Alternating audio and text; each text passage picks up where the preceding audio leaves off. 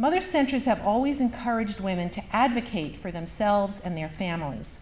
Since 2003, the NAMC has nurtured the development of a dedicated advocacy initiative called Mothers, which focuses on the economic impact of being a caregiver.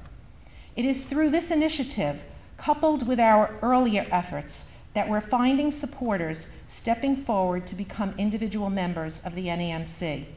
We want to thank these far-sighted contributors, including our larger grantors, who are underwriting our efforts to make a difference for mothers.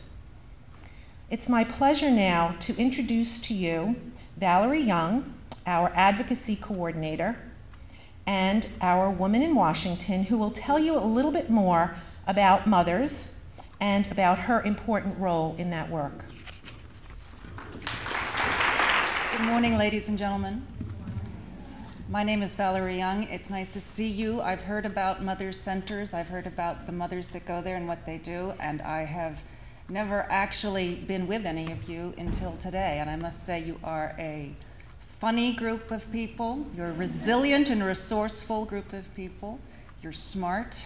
You know exactly what's going on. And there are people in Washington who would very much like to know what's on your mind. A lot of the elected representatives and also the members of the departments like the Department of Labor or the EEOC are operating at an informational deficit, which is the bad news, but the good news is that we have it within our power to correct that. They need to know what your experiences are like. They need to know that you need more child care. They need to know that you need flexible work options. They need to know that it's infuriating that motherhood makes us poor, and it's unacceptable that care work makes us vulnerable. When they become convinced that you are sufficiently mad about that, they will do something. I go to Washington, D.C. I live there. I go downtown rather frequently. I go to Senate hearings, Education and Labor Committee hearings in the House of Representatives. I meet with staff of your members of Congress.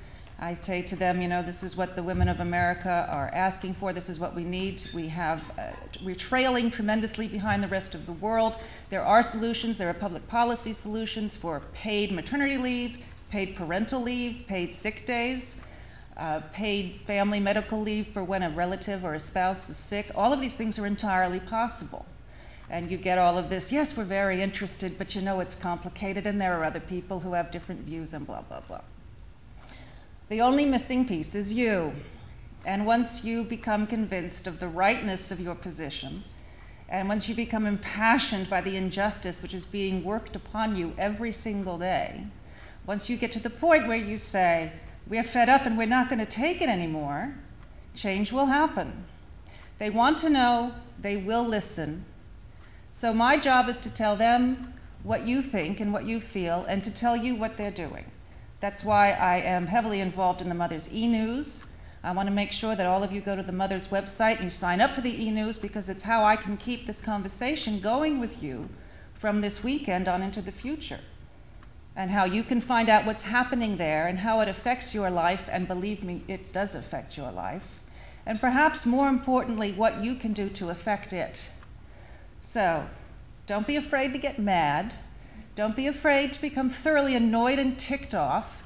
Don't be afraid to take every opportunity to talk back, to write back, to say to just someone you're having a conversation with, or write a letter to the editor of your paper, or call up the producer of the television program and say, oh, you people, you've got it all wrong. Let me tell you what's really going on here.